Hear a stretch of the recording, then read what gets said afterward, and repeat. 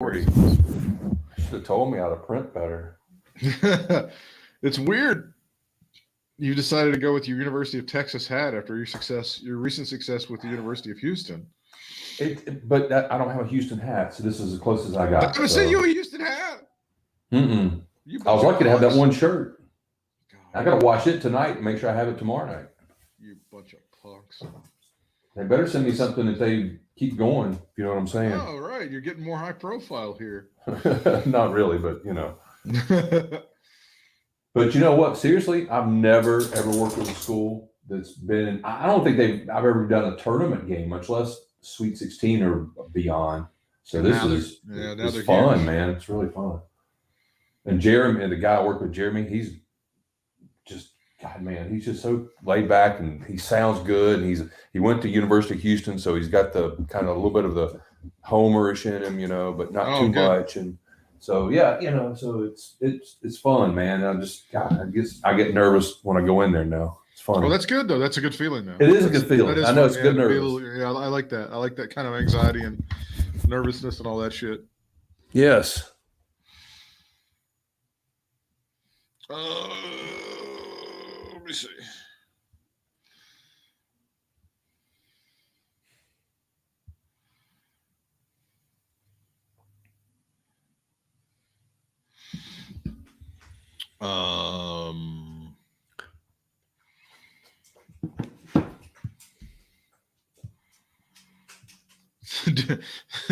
Do I have any Bruce Mitchell updates? I understand he's received his first shot, and the death threats have slowed to a crawl.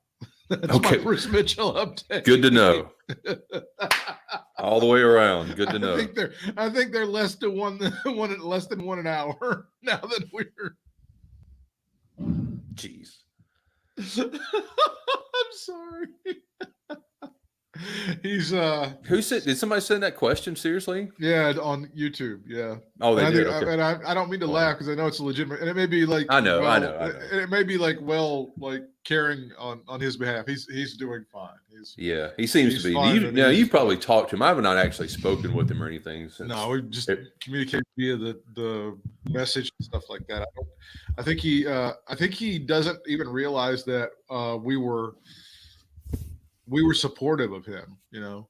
Really? I think he avoided listening to everything for a while. I get that. Because he goes, geez, should I avoid listening to this week's Katie Vick? Like, no, we were I said we only called for your head on a pike about 5 times. So I was kidding. Well, the funny thing is we've called on it for a pike for much less than this. No, right? Over stupid shit. I know. We were like but we were generally supportive, and I still think there's some questions, and you know, I think as time goes on, he doesn't look worse. I think he looks better, but people want to pariah him and this, that, and the other, so that's going to happen. And of course, I think Conrad is still supporting him, and I don't know if he's been on ad-free shows or whatever, but I think that's all still happening. So yeah, he's fine. Yeah, I got to be honest with you. I'm terribly worried about Conrad. I really think he's got to lose some weight. I got to be honest with you. I'm frightened. I don't want that guy to end up code 44 there. See, here's the thing. And I'm just going to say this while we're public and everything. I'm just going to put it out there, and you can just say cut. But I think you need to be. I think you need to be a spokesman. I think you need to be a spokesman for something that you did. I can't remember exactly some of the ways you did your dieting and still do, I guess. Right. But whatever it is, you need to be a spokesman for it because, man, you could kill it. I'm doing okay. I'm just saying that. Yeah, I'm just putting it out there. Nice. Well, I mean, there's some people I've actually kind of inspired because they were like, well, if that fool can do it, and I agree. I'm 100% like, if I can, I beat diabetes and all that, but I did it different ways, and what works for me wouldn't work for somebody else. But yeah, I think. But see, I never, and I know everything's different for everybody. Everybody reacts differently to certain things, but and correct me if I'm wrong, but you didn't seem to have, and I'm not saying you didn't struggle a little bit or anything, but you didn't seem to be like struggling day in and day out with things. You seem to be doing things handling things well. If you might have been struggling inside, but it didn't show. I'll put it that way. Oh, that's nice. I must be a good actor, which I'm not. But Okay. I once I got the diagnosis and they were like, you're diabetic. I was on a statin and I'm taking like 3 different medications for my blood pressure. It was kind of like, well, I can't really deny this anymore. I'm not a healthy person. I'm in bad shape. So it's time to change. It's time to start. That's when I started doing keto, and you have to be, I was reading, you know how it was. I was reading stuff. I was reading labels and I did all the research and all that stuff. It was, and you have to, and it's a constant thing, but yeah, you can, I mean, it can be done. It's not easy, but Oh yeah, I'm not trying to say it was easy at all, no. Dude. But you made it seem like it wasn't as hard as it seems to be, or comes across as sometimes when people have to go on those sort of things. Not saying that I may have to for one reason or the other here for some reason, but I'm just saying that you handled it well, but it didn't look like it bothered you a whole lot on the outside. Well, it's true. It's true. No, it was, I had to get healthy and I had to do it for me, but I didn't want my mom to bury her son. And my grandmother that passed away about a month ago, that was kind of inspiration because I looked at it and I was like, well, I'm on more medication than she is. And she's like 93 or whatever at that time. So it's like, yeah, you might want to make some changes. You might want to figure this out. And keto, I think initially, I bet you that was maybe the hardest. Am I guessing wrong on that? But that's what it seems like it would be for me. Just initially knowing that, oh my God, I'm gonna have to change something. But once you start doing it, it's like, yeah. And then you get into it and become, and you can make it into a game and in your mind and stuff like that. And keto is very hard. It's a huge commitment. People have different ideas about it and stuff. But sure.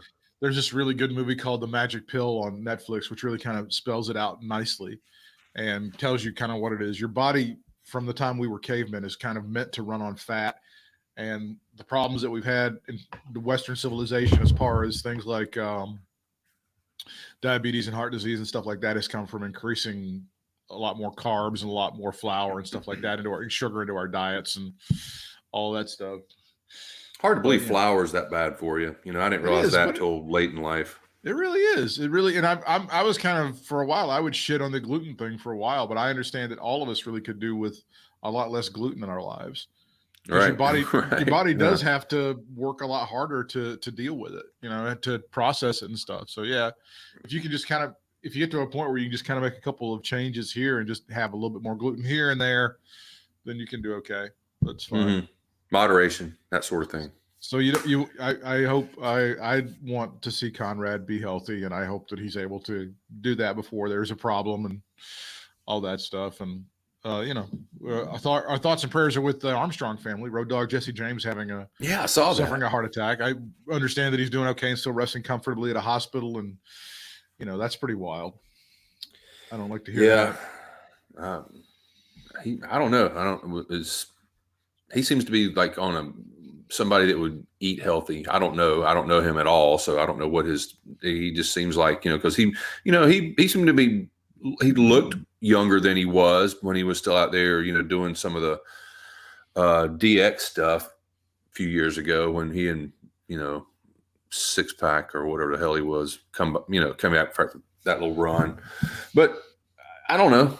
Maybe he ate, fried steak every night. I don't know. This may be the overwhelming effects of some bad decisions he made 25 years ago. Maybe. Yeah. I think that's what we're looking at. That vaunted attitude era, I believe. I just didn't forget. I just forgot about some of that, I guess. I don't know how, but I did. Even if you're Eduardo Gori Guerrero and you make all the changes in your life that you're supposed to, some things can linger and not be so great for you. Yeah. Yeah. Mm. According to TMZ Sports, Road Dogg's wife, Tracy Conant James, made the announcement Saturday on Facebook. In part, she wrote, Brian most likely suffered the heart attack late Thursday night after returning from Orlando. He has had tests run and we're currently waiting for the results. You got to feel for the family because, you make it through COVID and all the stuff that's happened with WWE, and you make it from not being kidnapped in Saudi Arabia. And now, that's saying a lot right there, Right there. James also noted Road Dogg saw a kidney specialist and is set to undergo a stress test. James added her husband feels horrible. He's 51, which kind of hits home for me. See, man. Oh, he's so much older than me. I'm not going to be 51 for like 4 more months, so it's fine. Jesus God. Keep on. Just keep on. See, I go to the doctor and I get those blood draws at least twice a year, and I keep a good eye on those numbers, and the numbers look really good. And that's good, man. I'm proud of you. I keep it up. I take the medication they tell me to do, and I try to eat okay and try to, I've not been great about exercise as it's hard in the wintertime. Oh my God. It's hard terrible. In the wintertime. And then with the COVID, the gyms and everything, it's but on top of that, yeah. Exactly. I gotta say something, man. I gotta say something. I am really surprised. I'm not denouncing it, but I'm really surprised your boy Brad is going into the gym as early as he is. Knowing how he is about things and listening how he seems to be. I'm just a little shocked that he went back into the gym as quick as he did. But did you see the baby boomer bit on Saturday Night Live? I missed it this past weekend. I didn't. Yeah, see they got a video that's like a gangsta kind of a takeoff of like one of the videos from Notorious B.I.G. and it's like how the boomers are like, "Fuck all y'all, I got my vaccine. We don't give a shit about y'all." So Brad is part of that baby boomer generation. That's funny, man. I didn't. He's like me. He's double vax, so it's like, fuck all y'all. I don't care. Get out of my face. Give me that treadmill. Road Dog. No, but I'm April 18th, by the way. Oh, that's your second. April 18th. Your second dose. That's my second one. Yes. That'd be good. I'm already pre-planning shit. I'm already like making sure I get like some Chinese chicken noodle soup that evening. Have it on hand, enough for the next day too. Just for that's just my thing.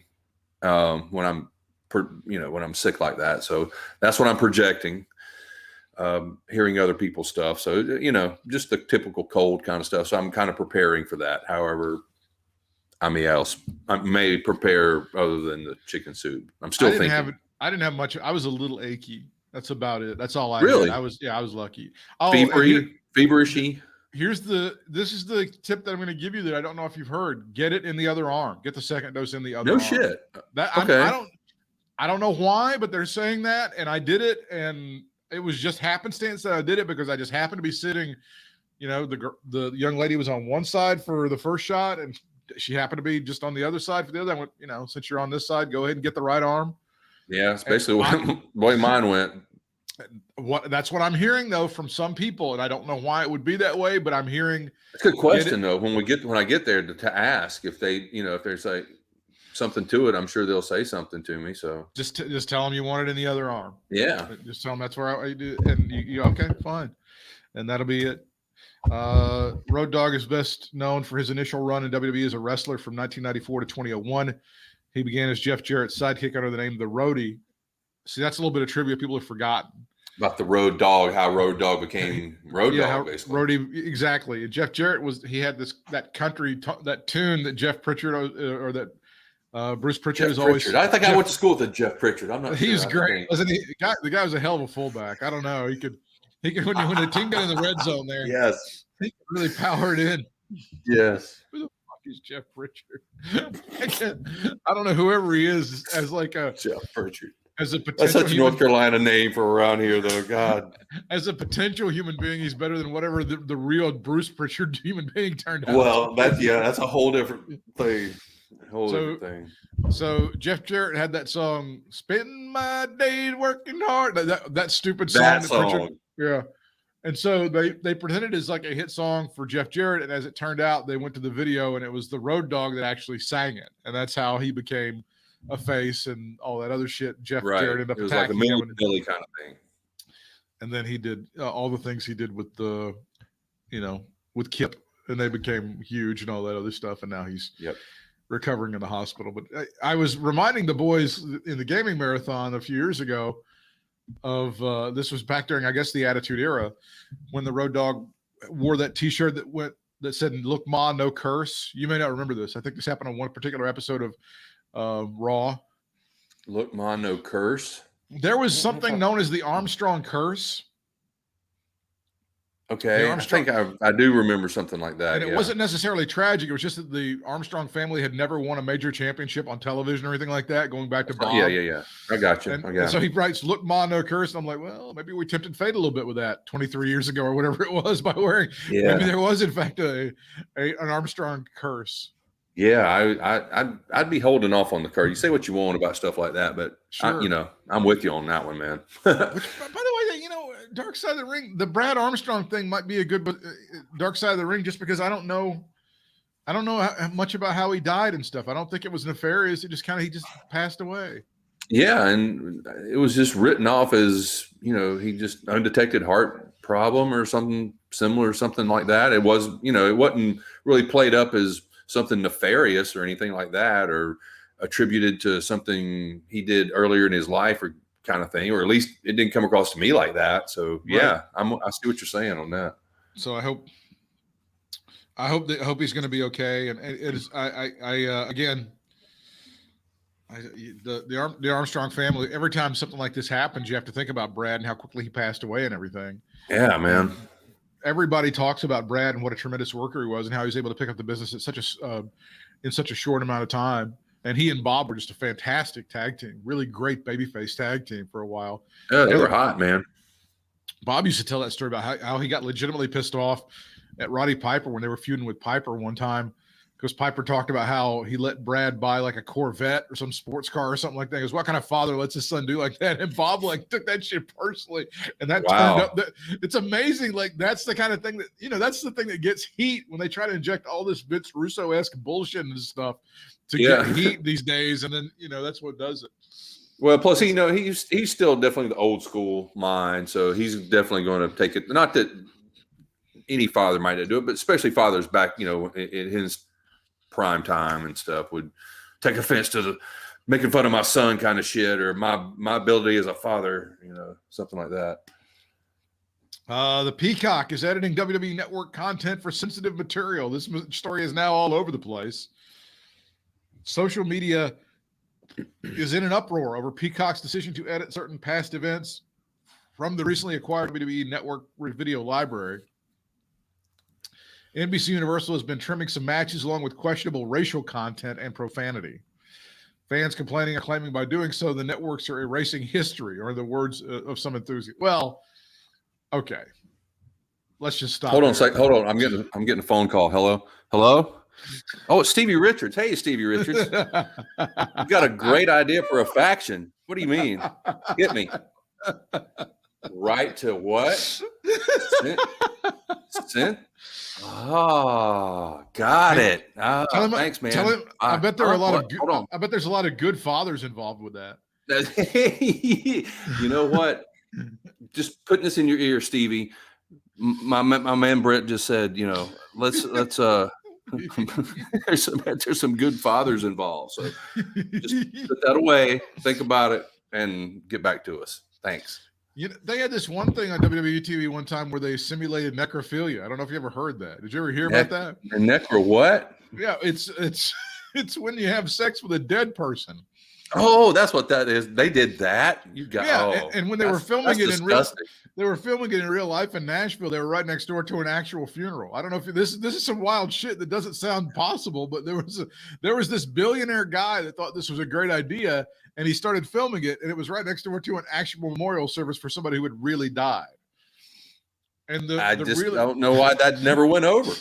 The really rich guy was trying to get his son-in-law, who was acting as the person performing the necrophilia, to really get into it and really give it to the fake thing that was supposed to be the dead person.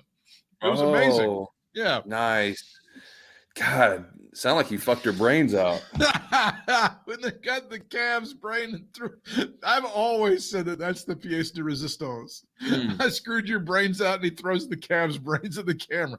All right, here's how we're going to punctuate it. We're not going to get out of it. We're going to own it. God damn it. Going to be so good. I need some calf's brains. Go down to the butcher shop down the street. Here's $100. I want some calf's brains. We used to do that when we had a haunted house at our fraternity. Our house just looked haunted. I mean, it was pretty old and creepy. So yeah, we'd go down to the butcher, like where they actually took cows in and slaughtered them. Man, that was creepy. I mean, that was like, I seriously was creeped out by all that. It was like Texas Chainsaw Massacre type shit in my head, you know? And the reason we went there was to get, of course, parts for the haunted house. Parts is parts. So yeah, man, ugh, that's disgusting. But yeah, they probably did do that. I don't know if Katie Vick makes the cut. I'm not sure. I guess it's a good question, man. I didn't, I hope it. I don't know. It probably won't.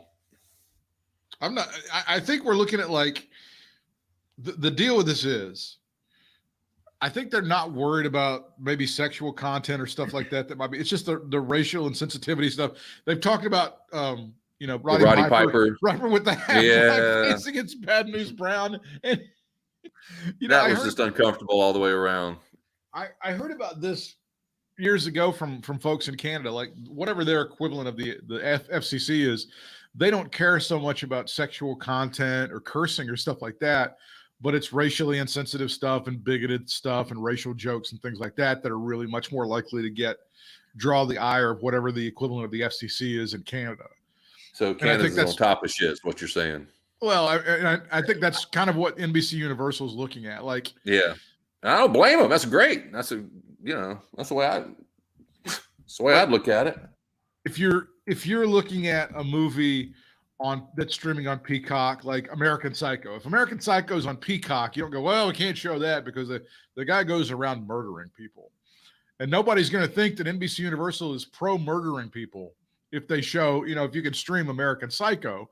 I think they can just run the disclaimer like the WWE did. Hey, we don't necessarily agree with this. This is fictitious content. And then we don't endorse it. We're just having some fun here, everybody. And you're fine.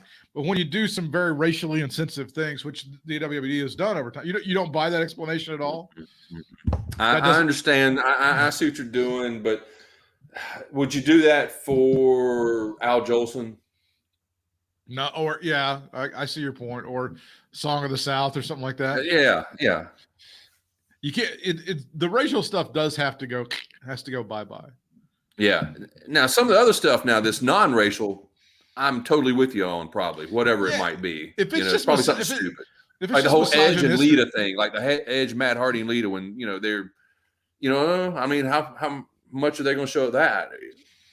If it's just standard misogyny, I think we can go with it. It's fine. I don't think that's going to be a problem. That seems to be okay anymore, but that's all the way around again. Another hallmark of WWE programming, right?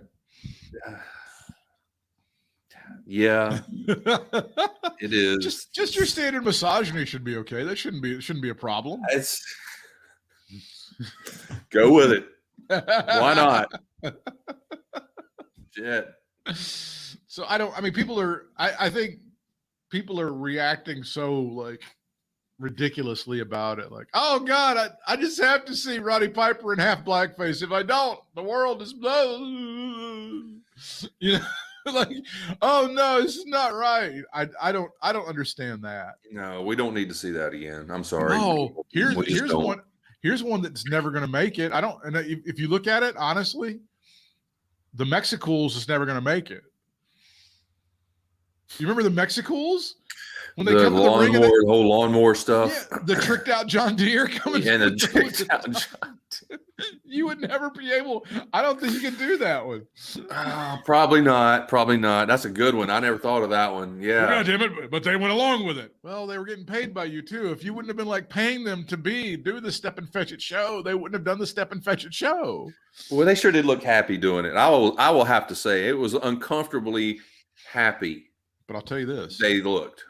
To me, if anybody tries to ban those guys throwing pancakes to the crowd, that's where I draw the line. See, let's ban that shit. That's what that seems to be. I mean, if you look at it and that would seem as much as anything.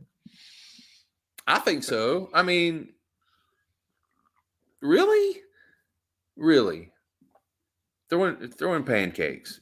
But I think the problem ultimately is in the history of this company, going back many, many years, decades, there's been a lot of racially troubling programming stuff on there, stuff that really didn't even draw any money or anything. Yeah.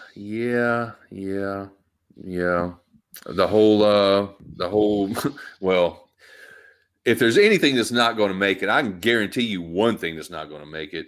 That was the whole Booker T and John Cena, or was it John Cena and McMahon thing? When McMahon said, "Oh yeah, the N-word," he drops the N-bomb. Yeah. Tell me he just didn't say that. What's up, my N-word? Yeah, I don't see that. I don't think that's going to work. Yeah, no disclaimer for that one, my friends. Sorry. Oh no, he did it. Oh no, he did it. Then you got to you got to go back to Ron Simmons over there going, damn. Yeah, back to the WCW content where Booker T accidentally drops the N-word talking about Hulk Hogan. Yeah, well, we can drop that. I mean, we can take that out too, but it's not even close to being what the McMahon thing was. It's not even comparable to me. Well, no, because it was first of all, it was accidental, and Booker made it very clear in every interview he's ever done since then that he totally regrets that. And he wishes he'd never done it. Mm-hmm. He wishes yeah, you're right. He has, and that's a great point. And there you go. I was watching the new Last Chance U on Netflix, and they're doing basketball. It's where they go back to junior college and they show the stories of those kids trying to make it up to Division I and stuff. Gotcha. And the coach this season, on the season I just watched, he's from East Los Angeles College. He's a very religious dude. He does not curse at all. But the kids around him are always dropping the N-word all the time. Like, it constantly. And I don't say that necessarily even to be critical and like, well, I'm not the guy that sits here and goes, well, they're saying it. Why can't I say it? Because I think that's a bullshit argument and that's stupid and that's ridiculous. But I also think that there are a lot of guys who are of my generation, and if they're African-American and they hear kids doing that, they're like, you shouldn't do that because here's the history of that word, and that's not cool just to throw that around. I also know that there are kids that go to concerts and stuff, and they go to hip-hop concerts where that word is part of the lyrics, and they'll shout out the lyrics of the artist, but they'll hit the N-word like super hard, like it's cool, right? And that's not okay. I don't think that's okay at all. No, sorry. I don't think that's all right. But they specifically like, oh yeah, I got to pay my $20 so I can say the N-word and like yell it, and then nobody can say that's what we call pushing the envelope. Exactly. You're like, that's almost the epitome of that. I'm going to be down at the Pink Flamingo on Friday, and I'm going to be like, when young homie Quan, I'm going to pay my $20 and I'm going to yell the N-word because I can. They can't say shit to me because it's in the song. You're like, dude, if this is like your goal in life, is to pay $20 for the privilege of screaming that word out in public. If that's what makes you a man, then you're living your life so wrong that you miss the point. But if that everything. Is what you think, please do it. Please go do it. Yeah. Pay $20 and do it.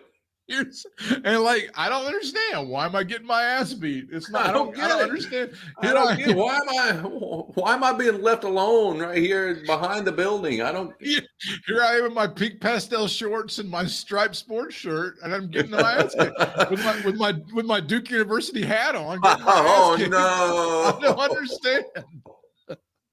I just don't get it. I thought I was so woke, but I'm not. I'm unwoke. I went from woke to dead so quickly. Yeah. It's weird. How about that? It's funny how that works. So I don't. Do you have any thoughts in particular about the censorship of the content from NBC Universal? Well, just what we're just kind of been joking about, really, is the fact that where are they going to draw the line? I mean, I know I read the article and I thought it was vague. The one I read, I'm trying to think where I read it. Was prowrestling.com or something. I don't know. I don't remember. I just remember reading it and I'm thinking, gosh, that's kind of vague. And then they actually referenced the Cena one or the Booker T. I think Cena was It's the 2005 Survivor Series. Also, Purge was an incident from 2005 Survivor Series. In that event, WWE Chairman Vince McMahon referred to black wrestler Booker T using a slur. Well, that's not exactly accurate, but yeah, it's sort of talking about what you talk about. Pretty much, yeah. But it's okay. So I'm thinking, okay, well, where are they going? And I started thinking about other stuff. And the one thing I thought about was the whole Lita and Edge thing. Is that like, I mean, where's that? I mean, it's not that bad if you think about everything universally the way it is now. I mean, it's different time and all that stuff. So it might pass, but it might not. And then just like you said, the Mexicools. I mean, it's a difficult line to draw, but I think ultimately it has to go to the bottom line, which is always how much money that's going to be drawn. And if you do this, is that going to turn off the fan base and make them less likely to subscribe to Peacock to watch the WWE Network content? I don't know. I do think they need to start with the racist stuff, though. Definitely take anything racist out. Take that out. I think that's way more important than anything that might be sexual or like anything that's seen as being anything that's being gratuitously violent. Because if we start going down gratuitously violent, that could good gracious, yeah. Just take ECW off. Just go ahead and just knock them all off. But they're like, forget it. ECW is dead. I think Brian Last was talking about, well, you forget about Smoky Mountain Wrestling. I mean, they had a character on there named the Unabomber. So, Jesus, forget it. Tracy Smothers waving around the Confederate flag like it's cool, right? Let's not forget about daggone New Jack and all that. New Jack's problematic. Yes. You can go too far with this stuff because it is dramatic. I mean, but I understand NBC Universal's point. I think people are kind of overreacting. Well, they're going to censor everything. No, it's okay. No, I know. you can still see really, really offensive shit associated with WWE programming. Don't worry. Don't worry. There's more to come too, I'm sure. You can see. You go back and they're see not done. Vince McMahon inferring and implying that he whored out his daughter. You'll be able to see that. Don't worry. It's okay. I'm already excited. There may be some implications of involuntary sex. That's all going to be there. Don't worry. You're going to be able to see Pepper the dog being served up as meat. It's fine. Don't worry about it, guys. There's still going to be plenty of offensive shit for you to see. Such a relief knowing that. Yeah. See, it's not a big deal. I do think at some point they're going to. It's weird to me, and it's not weird at the same time, that somebody at Universal didn't do their due diligence before they made the deal. And went, before we do this, let's take a look at the content and just there might be some things that we may not want on our platform. No, we're just going to buy it. We'll work it out later. There's a lot of content to go over too. It's a short amount of time. It's like. Nobody thought, I don't know, or maybe there's some things on here that might be against our corporate standards. Well, it's the internet. It's people streaming stuff. What can be against it? Well, but it's going to have the NBC Universal stamp on it. So maybe we don't want to have necrophilia, for example, just to pulling one out on our NBC Peacock TV streaming service. My heart breaks. A monster-sized WWE Hall of Fame class is set for induction this year, Bryant. So far, 4 WWE standouts are joining the ranks of the immortalized, with a few more to be named in coming weeks. Longtime fan favorite Robert Van Dam is expected to be the next former star inducted, with former ECW head Paul Heyman teasing it on Twitter in March. But 2 of the class's headliners are literally monster-sized 7-footers, Kane and the Great Khali, Bryant. And who could be more deserving than the man that gave us perhaps the shittiest gimmick match of all time that's not on a poll, the Great Khali. They are both going to be in. Of course, Molly Holly is already in, as we know. Molly Holly and Eric Bischoff have already been announced. So any thoughts that jump out to you about the WWE Hall of Fame class of 2021? That's pretty easy. The same thoughts I had pretty much every year. Okay, whatever. That's probably my thoughts. I think Kane absolutely 100% would be a no-brainer. Yes. He's a first ballot Hall of Fame. Yes. But he's the guy. Then you cancel it out by saying, okay, Khali, come on, buddy. We're going to put you in too. The amount of people that I've seen who have actually tried to defend the Khali thing is kind of I don't know if they're being contrarian or what. I don't know how you defend Khali as being one of the best of all time at anything. Please tell me. Somebody write me, text me something. I don't care. Explain to me. I'll forward it to you if I get one too, just to tell you. Did Khali really increase business in India that much? Was he that much of a game changer in India? Because I don't think he was. If he was, then Giant Gonzalez, he really changed business in Mexico. really open up some markets for both WCW and WWE if that was the case. The Giant Gonzalez, come on up, let's get you up in 2022. Because I don't think Khali did shit for the business. I bet Paul White did, wonders for numbers for Kansas fans. Oh, it was huge. I think Jinder Mahal was like way bigger for India than fucking Great Khali was. I think that's provable. I'll tell you this. They fucking treated him. They treated him like he did more. Absolutely, they did. I think if that means if Khali ends, Jinder Mahal he's a lock to go in the Hall of Fame. No in doubt. 2026 or He'll be there. 2027 or whatever, man. No doubt, he will be there. But yeah, the whole Khali thing. I mean, I get the gimmick. It's a joke. Really, it's a joke. That's what I'm saying. It's a complete. That's ridiculous. There's no way to justify it. And the Punjabi prison match, which is, I mean, without question, one of the worst gimmick matches they've ever had. Oh, every time they've done that stupid match, it's been a disaster. You can't see shit. It's a dumb gimmick. Nobody likes it. People get hurt. And the thing about it is too, it's ridiculous. And the thing about it is too, it doesn't affect as many people, but it certainly affects people who paid a lot of money or the people actually there. Because if it's hard for us to see it with all these camera angles, it's almost impossible for them to see unless they're, I guess, staring at the freaking overhead TVs if they've got them there. That's just the worst idea ever, man. You can't see shit. And then they every 2 or 3 years they go, I think we can do it. I think we can put the cameras in the right position and we can get everything. It's going to be a fantastic. And surprisingly, this is right. I think Randy Orton's the guy that gets killed by that gimmick almost every time. Right?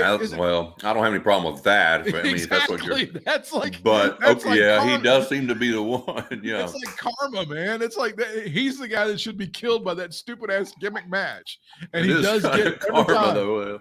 That's funny. It's true. It is Randy the Punjabi. Orton. It's the karma prison match, and he gets in it every single time. That's funny. I never thought about that. Molly Holly, I don't know. I don't think I have a huge problem with that because she's I can think of a lot of other people who are much better performers than her, but she's well liked and she's really good. I think the person who's most on the roster who's like Molly Holly now is Natty, and I think if Molly gets in, and that means that maybe Natty gets in one day. Oh, she has to, man. That would be great. She's a really great performer. And honestly, man, I'd have to go back and kind of look at the roster at the period of time, basically that Molly Holly was there, just to compare to see who's in and who's not, just to see where she stands, in my opinion. But but off the cuff, yeah, why not, man? I mean, I'm not going to sit here and say I remember this about Molly Holly or I remember that about Molly Holly. I just remember she was on there a lot and she held her own, so why not? She was a good performer, and then she got her head shaved. I mean, she had her head shaved that time, and I hope she got paid very handsomely for it. Serena Deeb, line 2. But that was a good part of the gimmick. Like Molly Holly lost a match to have her head shaved. Like Serena Deeb got her head shaved to join the cult, the great cult of to join the cult before it's time, man. Exactly. Yeah. But you're right. Yeah, that was a match. My take on the hair match. My take on the Eric Bischoff thing is this. Mm-hmm. I believe this is Vince kind of saying that he's sorry for hiring and firing him like in 6 weeks, a couple years ago.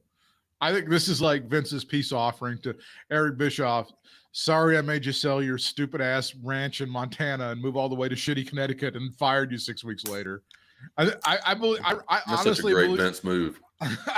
God damn it! I'll tell you what. I'm sorry I did that. Here you go. Let's put you in the Hall of Fame. How's that sound, Eric?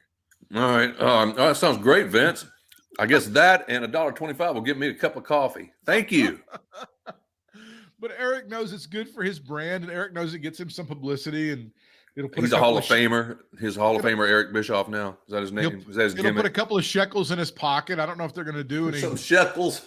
Well, that's what it is. I mean, what that's what it is, and it's like I don't know if they're doing any live shows or anything in Orlando in Tampa this year. But gee, why not? Florida's just wild. Let's go and cough on each other and fuck a little bit.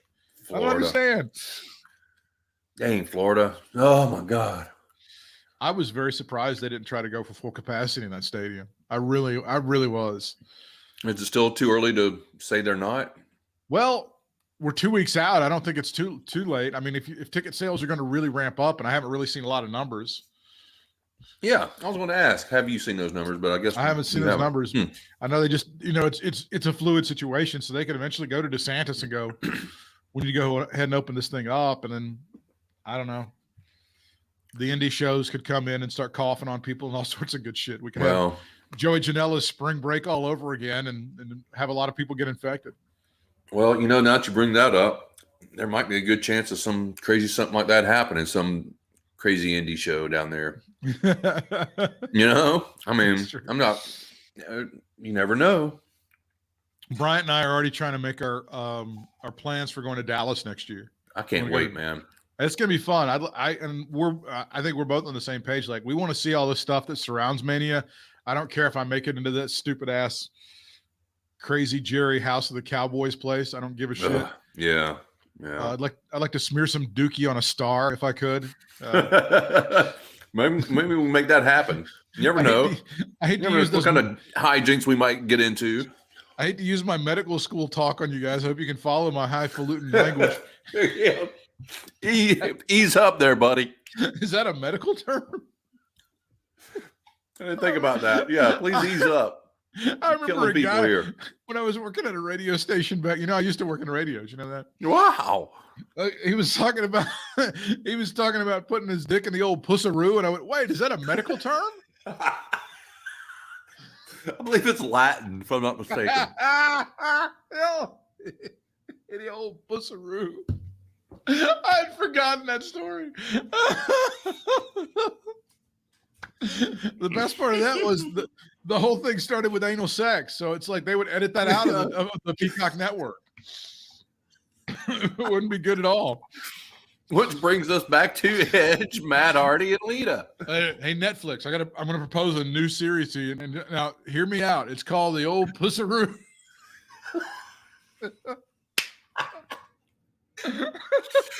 Now, see, God bless George Siegel. That sounds like something he'd be perfect in. The old pussaroo.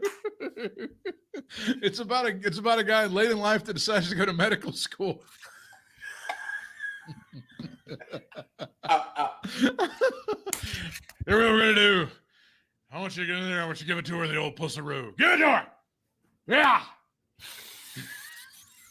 That's gonna be. Now, tell me if this is going too far. If this is jumping the shark a little bit, but yeah.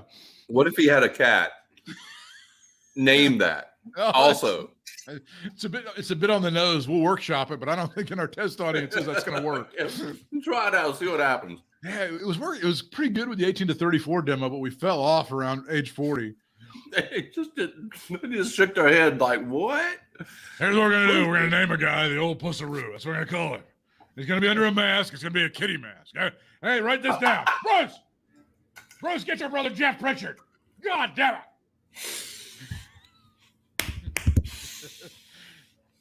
He's going to come. Hey, get up here. What would the old pussaroo's finishing move be? He's got the pussy grab. The pussy grabs on him. He got it. Oh, man, he's not going to get out of that one. Oh, man, what a maneuver. The Venus flytrap. The winner of the match. Oh, he gets into the Finkel. The winner of the match, the old pussaroo.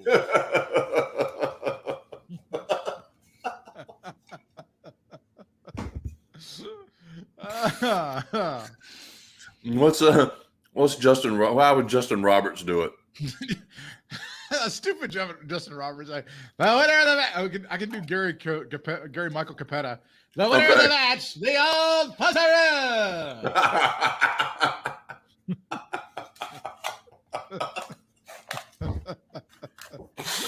That's so funny. Oh, Jesus. Any thoughts? We said Kane. We've talked about Bischoff. Talked about Molly Holly. Any thoughts about Robert Van Dam going into the HOF?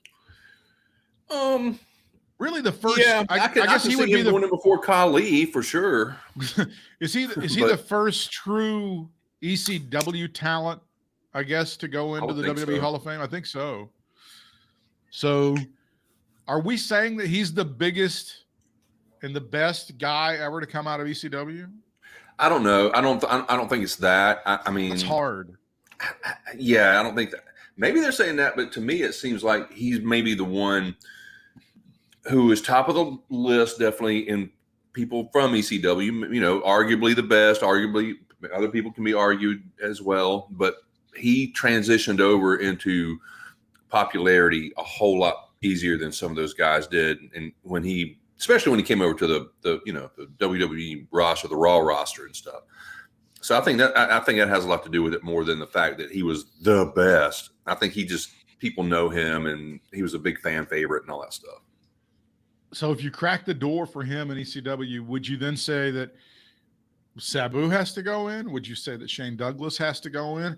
Who from ECW would say is on that level? Dreamer? Would you say Dreamer would be? Dreamer. I would think Dreamer would be in there at some point. You know, well, Paul Sandman maybe. Paul Heyman has to go in too, and I think that's part of his. Paul Heyman definitely has to go in. That's part of his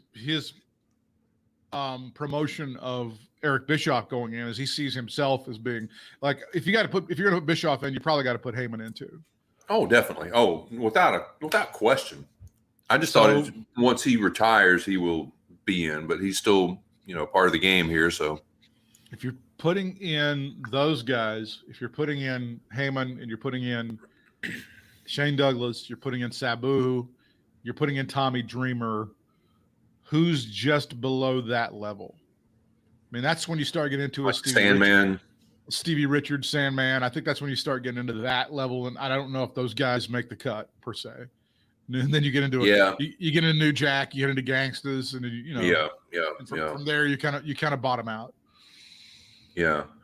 I don't know of anybody else. I mean, you could throw in those 4 or 5, but I still think it just, like I said, has to do more with popularity and all than anything. Why he got in over whoever else, Sabu or whoever. It's an interesting thing, and I think Heyman definitely has to go in the future. And again, you're kind of at this point, there's not much left to go on as far as putting people into that Hall of Fame. I mean, it's a tough road coming up. John Cena's got to go in at some point. The Rock still has not gone in. That's going to be a special deal, and that's going to be a big thing, and Vince is going to have to write a big fucking check for that deal and get, some special favors are going to have to be done and all that stuff. But there aren't a whole lot of other massive stars beyond that, Well, I guess is Diamond Dallas Page, is he in it? I think DDP made it. DDP, okay. DDP, I remember Paul Levesque giving him the call. Yeah, okay. I remember that very well. It's probably getting a little thin right now, especially when you start putting in however many they put in, like 6, 7, 8 people every year. So we don't have a dead wrestler. That's what I was going to say. We haven't had like an older wrestler or whatever, like a legend or something. I don't know. That's weird. We usually have a dead wrestler in there. We don't have one. It's very odd. We should have a dead wrestler in. What happened? I don't know, man. COVID. I'm waiting on COVID. Or this year, we're going to avoid the dead wrestlers because we're going to try to kill one of them ourselves. Charlotte tested positive. By the way, Charlotte. Yeah, how about that? And they're making it sound like she's not going to be available for Mania too. So I don't know about that. I figured she would come back at Mania. I figured it would be right about the time she'd be able to come back. Didn't you love on SmackDown Adam Pearce with, okay, guys, here's what's going to happen. It's going to blow your socks off. It's going to be a triple threat. Like we had no idea there was a triple threat coming. Guys, wait a second. What's going to happen here in a moment? You're going to breathe oxygen and release CO2. Oh my gosh. That's true. That's true. That is a true story. I am not lying to you about that. Yeah, that was the most if there's anything that's ever been anticlimactic ever, it was that. I mean, everybody knew that was coming. It was not even funny how that was setting up to me. Yeah, I mean, So what do you make of it? What do you think? Man, they were stuck and they knew they were going to have to do it. And it's just, I don't know. I don't know. I'm gonna. You think so? You think they kind of pin themselves in a corner with it? Yes, they do this all the time. They book themselves into this shit all the time. I want to look and see what the lineup is right now for WrestleMania, because I think they've got like 6 matches over 2 days. I want to look and see what they've actually got booked for right now. This is dumb. Okay. They've got 11 matches according to ProWrestling.net that for over the 2 days, and they're talking about maybe the women's match finishing up day 1. Here we go for Saturday, April the 10th. Bobby Lashley against Drew McIntyre for the WWE Championship. I'm going to say, I think I've said it on here before. I want to be very clear about this. I don't think Bobby Lashley is at that level. I'm the one guy who doesn't feel. I mean, I like him as a mid-level talent. I don't think he's great on promo. I think this Hurt Business thing helps him out a lot because MVP is able to cut his promos and shit like that and talk for him and stuff like that. But I don't see him as a guy who's like a legitimate challenger. He's got a fantastic body. His work is fine. It's not great, but I don't see him as being at a main event level like that. Not at WrestleMania. Yeah, I'm that one's a little shocking. I just when you think they got Bobby Lashley pretty much where you think he should be, like in the lineup of wrestlers, like matches and that sort of thing, not necessarily for the WWE Championship, but someone, like a U.S. Championship or whatever, Intercontinental title and that sort of thing, and maybe a little championship run, but not really take it, not win it.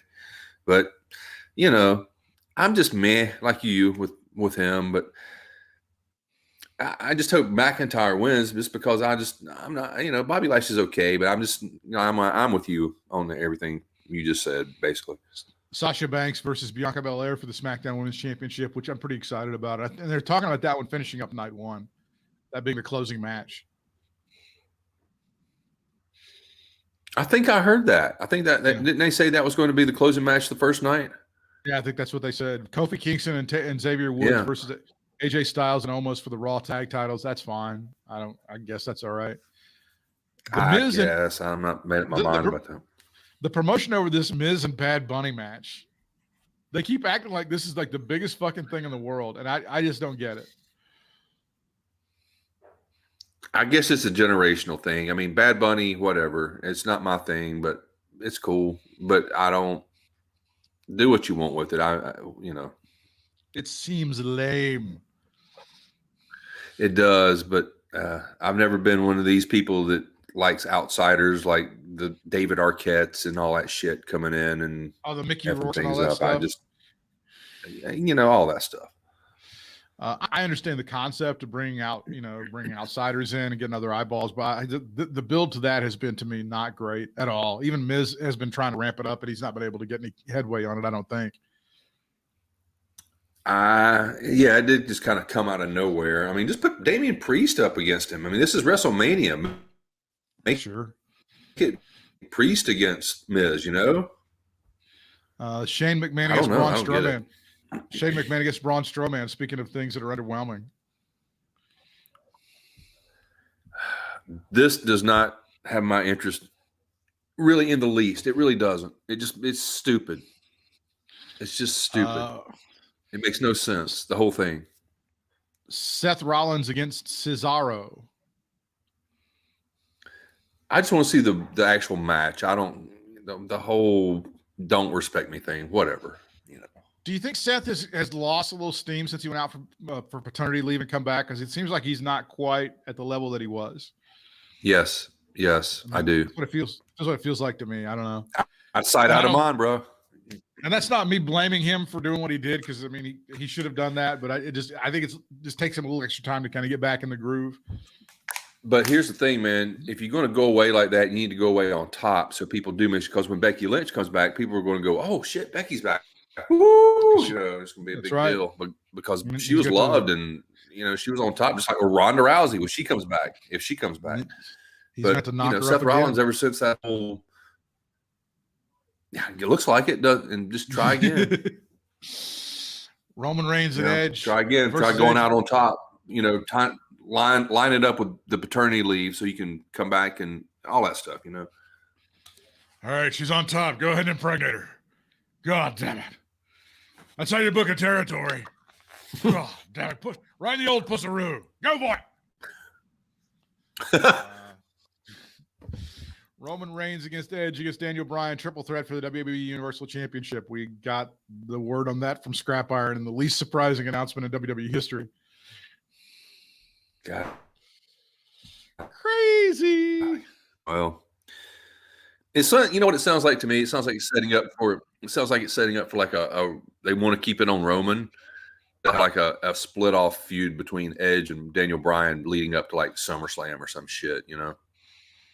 Asuka against Rhea Ripley for the Raw Women's Championship. That should be fine. I don't think I have a problem with that. Randy Orton versus the Fiend. Now they're setting this up and they're saying now that they're going to try to transfer the Fiend's identity over to Bo Dallas. He's going to be playing the part of the Fiend from now on. There's some theories about that. So they can do the trickery and stuff, make it look like it's right. Two people in one person in two different places kind of thing. I got you. Bray Wyatt's here. Well, why not? Here, what the hell? Perhaps the Fiend could turn on Bray Wyatt at some point. All that shit. Maybe. Yeah, there you go. That could work. Big E against Apollo Crews for the internet. I'm a little tired of all that Fiend stuff. How about you? Are you? How do you feel about all that Fiend stuff? Yeah, I think the Fiend has kind of played itself out for sure. We got how many times can he come up through the ring? Right. That's too bad too. Big E against Apollo Crews. That's pretty promising, actually. The Big E and Apollo Crews thing, they've had some pretty good builds on that stuff. Yeah, I like those two. And then Kevin Owens versus Sami Zayn for the 5 millionth time. Did you just shake your head when you saw that announcement on SmackDown when they said that? I'm like, oh my gosh, again. It's bizarre. It has been a year or so, I guess. Yeah, it's time for you guys to go at it again. I need you guys. I need you guys again. I need you back. I don't know. What would you give that card on an A to? Oh, that's a solid on an A to F. That's scale, a solid what would C. you give? That's a C plus. I was gonna say a C, but yeah. That's how that works. Let me see. You got some WWE. Let's see if we got some WWE notes from our friends over here at WrestlingObserver.com from the David Meltzer site. Today is Daniel Bryan. Yes, I have that up too. Full length safety. Oh, they got safety protocols for the WrestleMania 37 attendees. Well, that'll be good. And you saw the release they have to sign, right? Are they gonna be like? Yeah, it's gonna be like Trump rallies.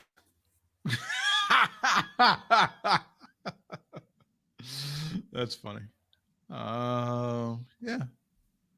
I think that's about all we got for this week. Any closing thoughts as we wrap up another award-winning episode of Katie Vick is Alive? Real quick, what did you think about AEW this past week? Did you get a chance to see it at all? Yeah, I thought there were parts of it it was an okay episode. It wasn't great. It's difficult to follow what they did last week with the Thunder Rosa match and all that stuff, but I thought there were parts of it that were pretty good. I'm not 100% still sold on MJF's faction and stuff like that, but everything seems to be okay. We ended with a massive. Did we not end with a massive brawl at the end of AEW Dynamite? Not this week. I think this week they just had the people standing tall. The MJF faction standing tall, didn't they? Yeah, I just think that I'm going to go on and on forever saying that the Dark Order is not over, will never be over, and it should be disbanded immediately. But they did come out and root on our girl Ty Conte. I did see that. Yeah, that was good. She's fantastic. Yeah. But yeah, I know what you're saying. But yeah, but next week I want to try to talk about Britt Baker some because I've come to a lot of conclusions about her over the last couple of weeks. Like my whole attitude toward her has changed, really. Interesting. Mm-hmm. Is your attitude about the announcing on AEW Dynamite, has that changed any? The announcing?